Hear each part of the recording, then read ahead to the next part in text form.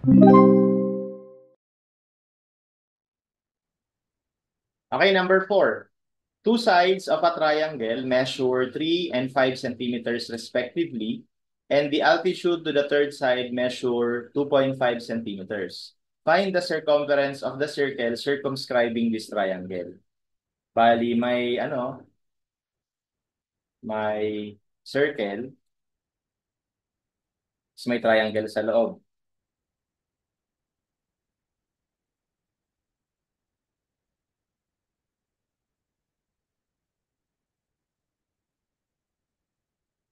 Ayan, no?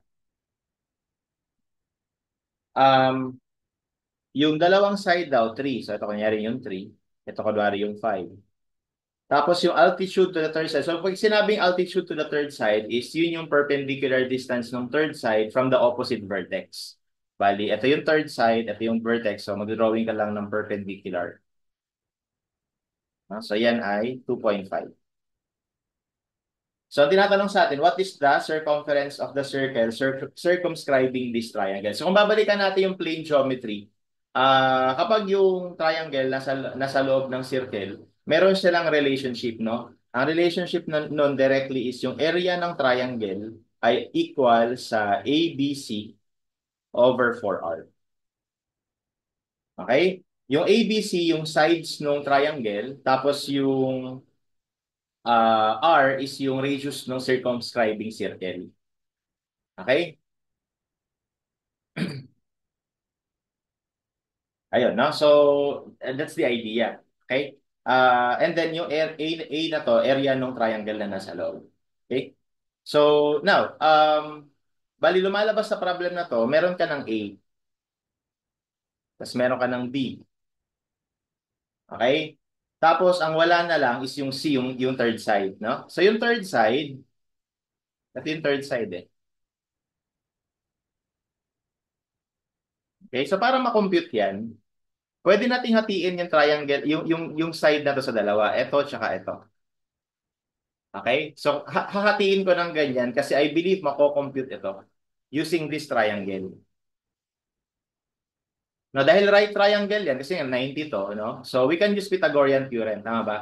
So, kung Pythagorean theorem, lalabas ito ay square root of, yung hypotenuse mo 3 squared minus 2.5 squared.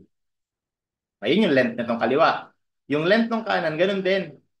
Kung gagamitin mo tong right triangle na to, ito yung hypotenuse, ito yung height. So, ito ay square root of 5 squared minus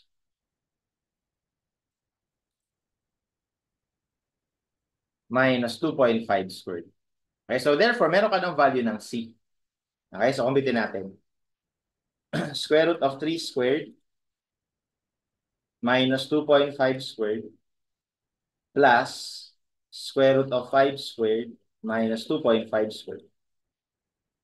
Okay, store na lang natin yan dito sa C. No? So, yan yung value ng C.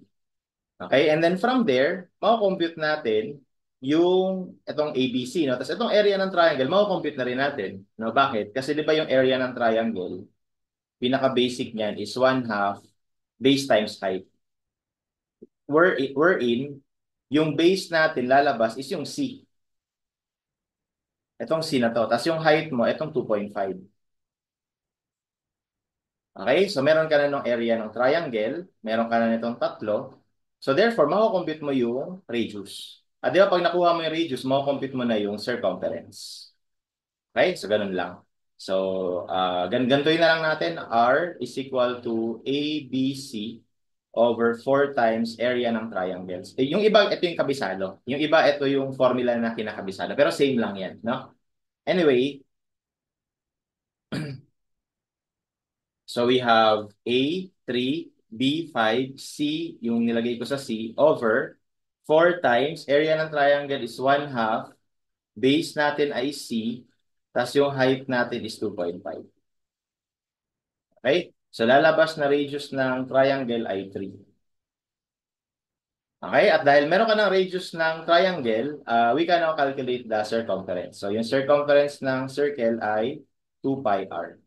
So that gives us 6 pi. Okay? Actually, kapag ka nilaro mo ng maigi yung formula dito, no?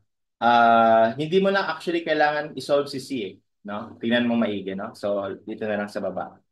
Di ba sabi ko, ang radius ay ABC over 4 times area ng triangle. Kunwari, hindi mo pa sinasolve yung C, no?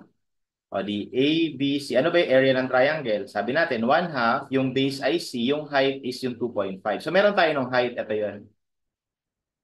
Okay, so as you can see, magka-cancel yung C, kaya yung radius pala mare-reduce into AB over 1/2 ng H. Or dito na lang natin lagay yung 2. Okay?